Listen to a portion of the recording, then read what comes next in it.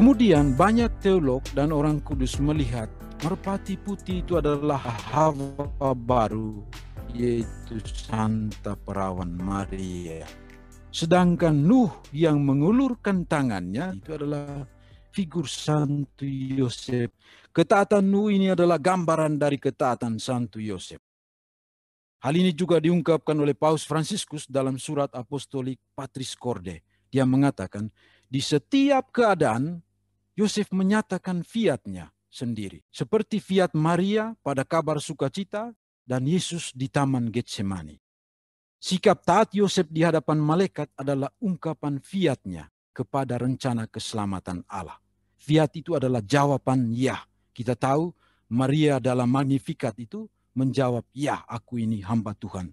Terjadilah padaku menurut perkataanmu. Yesus juga demikian di Taman Getsemani. Terjadilah menurut kehendakmu. Bukan menurut apa yang ku kehendaki. Itu kata-kata Yesus. Itu adalah ungkapan fiat mereka, jawaban ya kepada Allah. Dan Santo Yosef, ketaatan itu adalah fiatnya. Awan kecil sebesar telapak tangan, ini tradisi Karmel, melalui para penulis Karmelit, Arnold Bostius, Filippo Ribot, kemudian dan banyak orang kudus, Yohanes Bakontor, melihat pengalaman Elia dalam 1 Raja-Raja 1844 di atas Gunung Karmel, ketika dia melihat awan kecil sebesar telapak tangan, dan itu adalah gambaran dari Santa Perawan Maria. Dan simbol awan kecil ini di atas Gunung Karmel kemudian menggambarkan 4 misteri keselamatan yang kemudian terpenuhi dalam kehidupan Santo Yosef, yaitu misteri kelahiran Sang Juru Selamat, Yesus lahir di Bethlehem, Yosef hadir, kemudian misteri kapan hal itu terjadi, terrealisasi, dan misteri keputusan Maria untuk tinggal tetap sebagai perawan, dan Santo Yosef adalah saksinya. Dan yang terakhir, misteri inkarnasi yang mengangkat martabat manusia. 4 misteri ini yang dinyatakan kepada Nabi Elia di atas Gunung Karmel, kemudian dialami secara nyata oleh Santo Yosef sendiri. Bapak, Ibu, Saudara-saudari yang terkasih, kita kemudian masuk pada Perjanjian Baru. Sumber utama kehidupan Santo Yosef seperti yang saya jelaskan tadi adalah Perjanjian Baru, terutama 2 bab awal dari Injil Matius dan 3 bab awal dari Injil Lukas. Dan juga ada Injil Yohanes, ada sekitar 2 perikop. Kedua penginjil ini tidak menampilkan kisah hidup Santo Yosef secara lengkap, hanya berupa keterangan-keterangan yang kemudian berfokus pada putranya Yesus dan juga kepada Maria. Injil Yohanes, selain Matius dan Lukas, Yohanes juga menampilkan Santo Yosef, terutama ketika dia berkisah tentang Filipus yang melihat Yesus, anak Yusuf dari Nazaret. Secara keseluruhan dalam Perjanjian Baru hanya ada kurang lebih 45 ayat yang secara langsung yang menyebut peran Yusuf di dalamnya, yang berhubungan dan menyinggung tentang Santo Yosef dalam Perjanjian Lama. Berikut ini tabelnya. Saya kira nanti kita bisa lihat sendiri. Yang pertama dalam Injil Matius adalah silsilah. Santo Yosef diperkenalkan pertama kali oleh Matius dalam silsilah dan dengan memberikan penekanan pada keturunan Daud.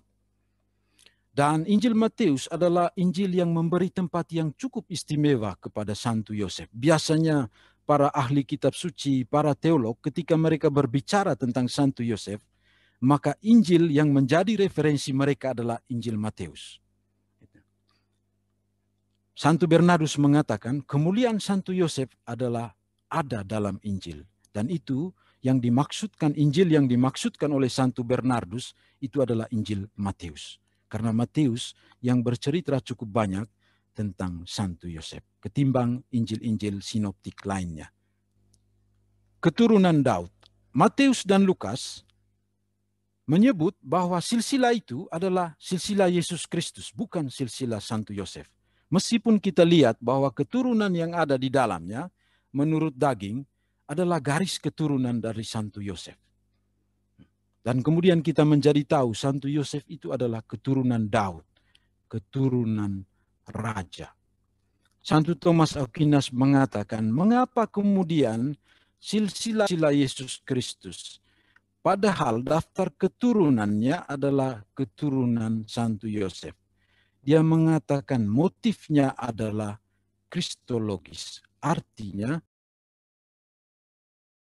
Kristus itu yang paling utama. Kristus itu dimasukkan dalam sejarah manusia untuk menggenapi nubuat para nabi. Kejadian 12 dan seterusnya dan seterusnya. Dan kemudian keturunan Daud, 2 Samuel 7 dan seterusnya dan seterusnya. Dia juga disebut anak Daud, anak Abraham, Matius 1:1. Dua figur fundamental bagi bangsa Israel, teristimewa soal ketaatan kepada hukum dan iman kepada Yahweh. Dikisahkan dalam sebuah penglihatan dari tradisi, Allah memperlihatkan kepada Santo Yosef keadaan bangsa Israel. Allah mengingatkan Santo Yosef bahwa hanya iman seperti yang dimiliki oleh leluhur mereka Abraham yang dapat menyelamatkan bangsa Israel. Sedangkan gelar anak Daud yang disebutkan malaikat kepada Santo Yosef adalah tidak biasa dan satu-satunya dalam perjanjian baru, di mana gelar ini diberikan kepada seseorang selain Yesus atau Mesias itu sendiri. Dan ini diungkapkan oleh Matius. Seorang penulis, seorang imam OSJ mengatakan tujuan dari silsilah itu adalah memasukkan Yesus dalam sejarah manusia, mendokumentasikan sabda yang berasal dari Bapa menjadi putra Adam, manusia seperti kita, melalui keturunan Abraham dan keluarga Daud. Suami Maria. Matius menggunakan kata hampir dalam semua silsilah yang dia sebutkan, itu kata memperanakan. Abraham memperanakan Ishak, Ishak memperanakan Yakub, dan seterusnya, dan seterusnya. Namun, pada akhir perikop kitab suci Matius 1, bab 1 itu, untuk Yakub tidak lagi menggunakan kata Yusuf, suami Maria, yang melahirkan Yesus yang disebut Kristus. Di sini, Matius memahami betul bagaimana posisi Yosef terhadap putranya Yesus. Matius menekankan peran Santo Yosef pertama-tama adalah karena menjadi suami Maria, ibu Yesus. Bukan karena daging secara biologis. Lalu kemudian dalam Injil Lukas dan Matius ada sesuatu yang membingungkan di dalam silsilah itu. Silsilah tidak menyebut siapa ibu Santo Yosef. Sedangkan dalam silsilah kita tahu ada beberapa perempuan, kurang lebih 4 perempuan atau 5 yang disebutkan. Tetapi untuk Santo Yosef, ibunya tidak disebutkan. Sedangkan ayah Santo Yosef menurut Matius adalah Yakub, Matius 1:16, dan menurut Lukas itu adalah Eli. Matius menulis Yakub adalah ayah Santo Yosef secara natural menurut daging, sedangkan Lukas dari aspek yuridis, yaitu hukum. Santo Yosef tetaplah anak Eli. Ini dapat dijelaskan seperti ini. Yakub dan Eli ini adalah saudara kandung. Kemudian Eli sebagai saudara dari Yakub ini meninggal tanpa memiliki keturunan. Sesuai dengan hukum Musa, Yosef itu adalah anak Eli secara yuridis. Karena ada hukum di dalam meninggal, kewajiban saudaranya yang lain adalah meneruskan keturunan dengan mengambil istri dari saudaranya itu. Lalu Yosef ini adalah diperkirakan berasal dari Bethlehem, tetapi tinggal di Nazaret. Kita lihat itu dalam Lukas 2:4-5. Juga Yusuf pergi ke kota Nazaret yang bernama Bethlehem, karena ia berasal dari keluarga dan keturunan Daud. Kemudian tukang kayu. Matius menyebut secara konkret pekerjaan Santo Yosef, yaitu tukang kayu. Tukang kayu adalah kesaksian hidup dari Santo Yosef. Paus Fransiskus dalam surat apostolik Patris Corde mengatakan, dari dia Yesus belajar tentang nilai, martabat, dan kegembiraan. Apa artinya makan roti yang merupakan hasil usahanya sendiri. Jadi dia mengajarkan Yesus mengajarkan Yesus menjadi tukang kayu. Dan kita tahu Yesus juga adalah tukang kayu. Pekerjaan yang diwariskan dari ayahnya. Keheningan Santo Yosef, Leonardo Boff, seorang teolog, mengatakan, keheningan Santo Yosef adalah keheningan bermakna yang harus direnungkan dan diinterpretasi. Dia adalah seorang tukang, bukan rabi, bukan juga imam. Artinya, tangannya itu lebih bermakna. Tukang kayunya itu yang berbicara banyak daripada mulutnya. Pekerjaannya, pekerjaan tangannya itu lebih bermakna daripada kata-katanya. Dan ini adalah keistimewaan dari seorang tukang kayu, yaitu Santo Yosef. Tukang yang bekerja sama dengan Allah. Paus Fransiskus mengatakan, ia adalah pribadi yang bekerja. Apapun pekerjaannya, bekerja sama dengan Allah sendiri. Menjadi pencipta-pencipta kecil dunia di sekeliling kita. Maka marilah kita mohon kepada Santo Yosef bekerja, agar kita menemukan cara-cara untuk berkomitmen mengatakan, tidak ada orang muda, tidak ada pribadi, tidak ada keluarga yang tanpa pekerjaan. Tukang kayu adalah Kristus dan salibnya. Ini diungkapkan oleh Pseudo Chrysostomus yang melihat figur Santo Yosef dengan pekerjaannya sebagai tukang kayu adalah gambaran tipologis dari Kristus dan gereja yang menyelamatkan manusia melalui salib. Ia mengatakan Maria menikah dengan Santo Yosef dengan memiliki dua titel atau gelar, yaitu pengantin pria dan tukang kayu. Tampil dalam kitab suci sebagai figur dari Kristus, pengantin pria, gereja yang membawa keselamatan untuk seluruh umat manusia melalui pengorbanan kayu salib. Kemudian kata yang sangat terkenal yang sering kita dengar, Matius 1:19, Yusuf suaminya seorang yang tulus hati.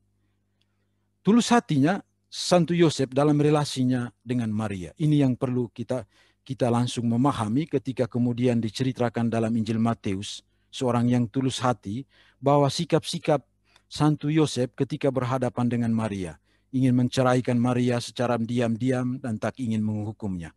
Kemudian dia juga menerima Maria dengan tulus hati apa adanya.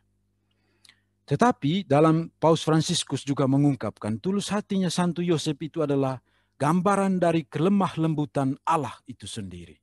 Dia mengatakan, seperti Bapa sayang kepada anak-anaknya, demikian Tuhan sayang kepada orang-orang yang takut akan Dia. Dan dalam diri Santo Yosef, Yesus, anaknya, putranya, melihat kelemah lembutan Allah itu. Penafsir lain mengatakan, tulus hati itu artinya memiliki semua kebajikan.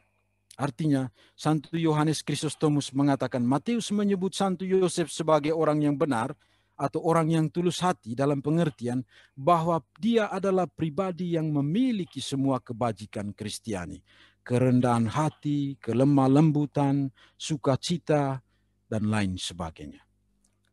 Menceraikannya secara diam-diam. Matius 1:19. Santo Agustinus mengatakan secara diam-diam artinya tidak ingin menghukum dan tidak ingin mengadukannya dan hanya ingin menyimpan dalam hati.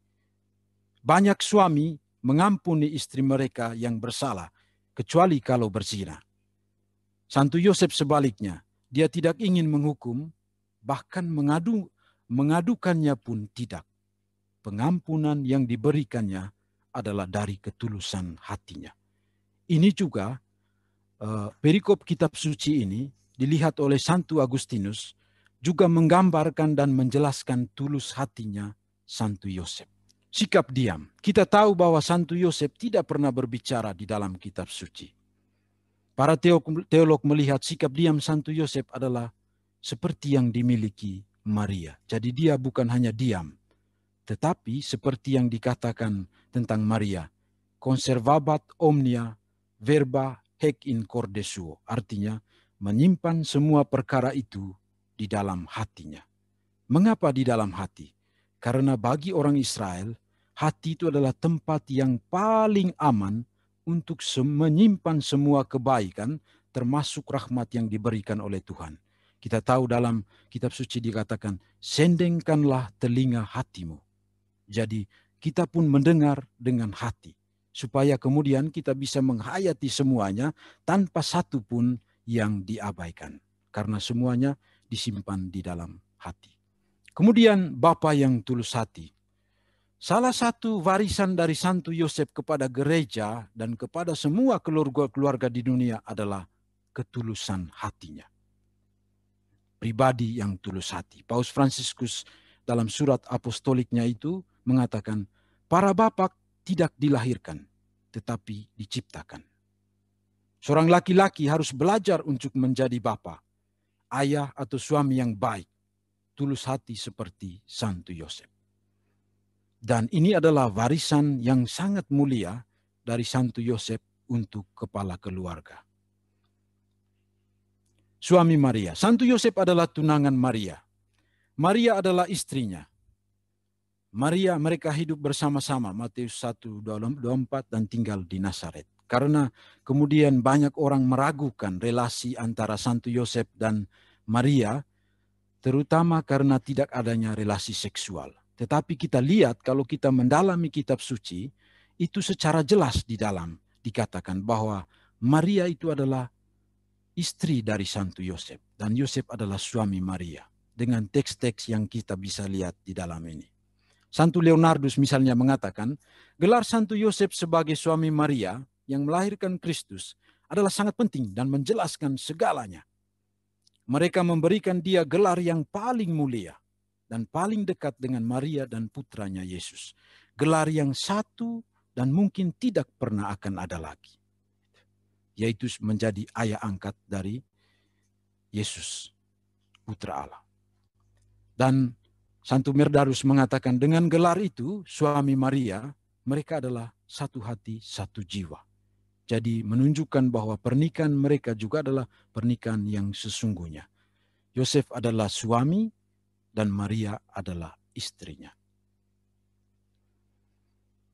Tetapi mereka menikah dalam kemurnian. Ini keistimewaan dari perkawinan Yosef dan Maria. Menikah tetapi tetap murni. Tentu ini tidak mudah dan tidak bisa dihayati oleh orang biasa atau manusia lemah seperti kita. Ia mengambil Maria sebagai istrinya, tetapi tidak bersetubuh dengan dia sampai melahirkan anaknya laki-laki. Perikop kitab suci ini kemudian sering ditanyakan kepada saya. Ini Romo, ini bagaimana ini teks kitab suci ini? Apakah kemudian setelah melahirkan anaknya itu mereka bersetubuh?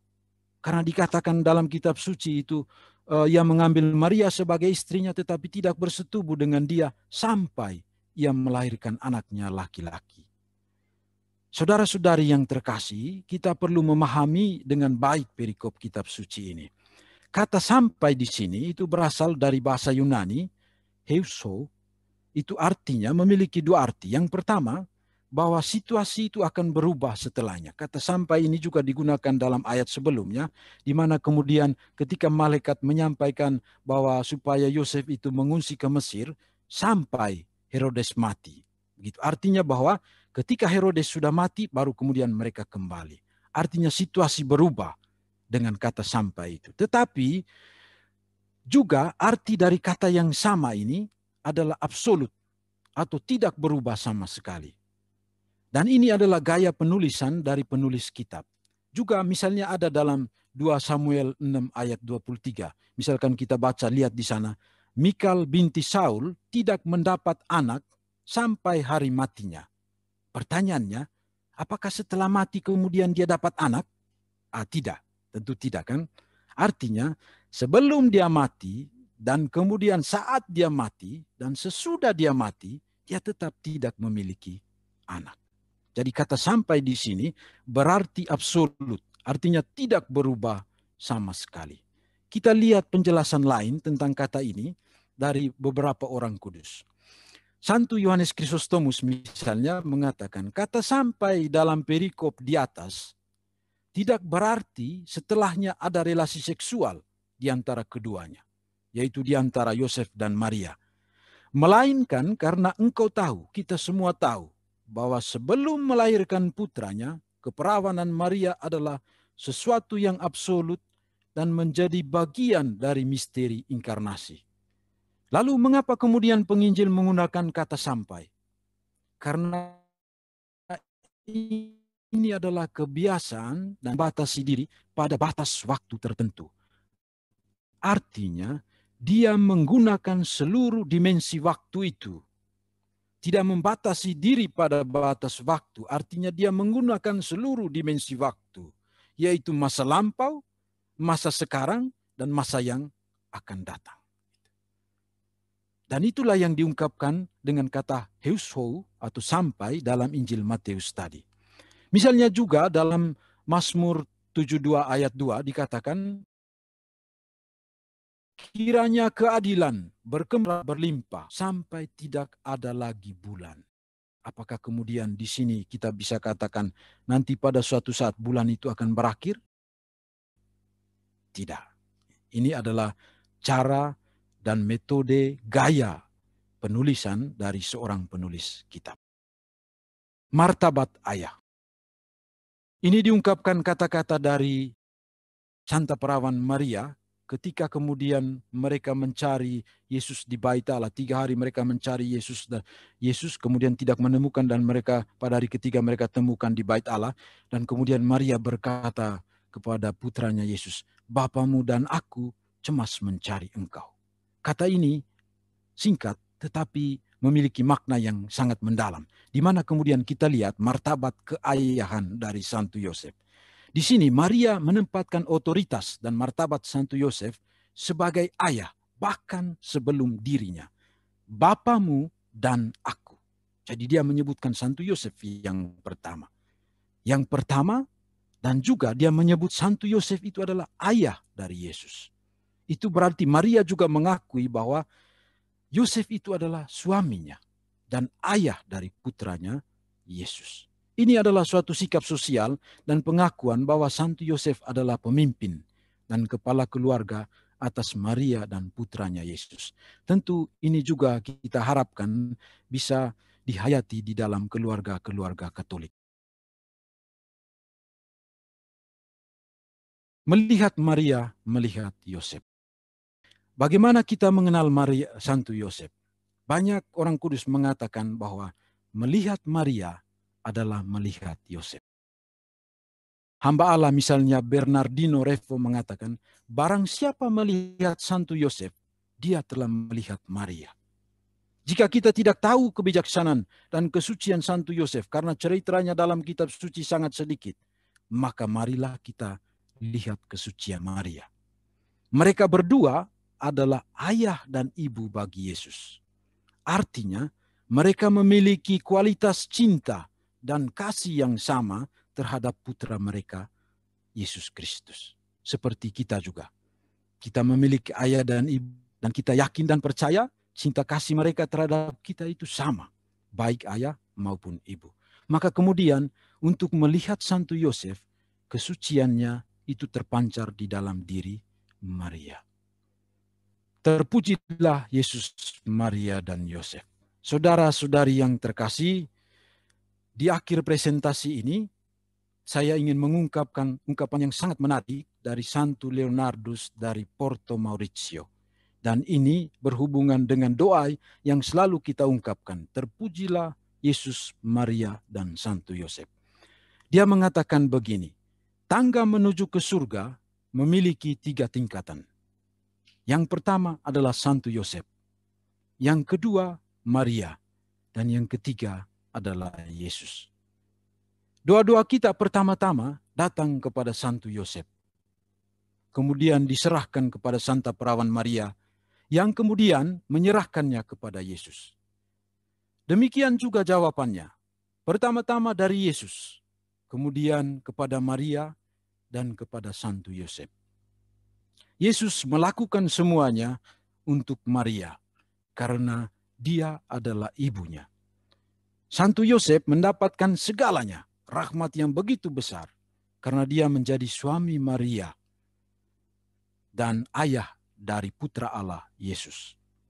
Dan kemudian kita tahu, setelah nama paling suci dan mulia dari Yesus, dan nama paling manis dan suci dari Santa Perawan Maria, nama ketiga yang paling dikasihi dan dicintai adalah Santo Yosef.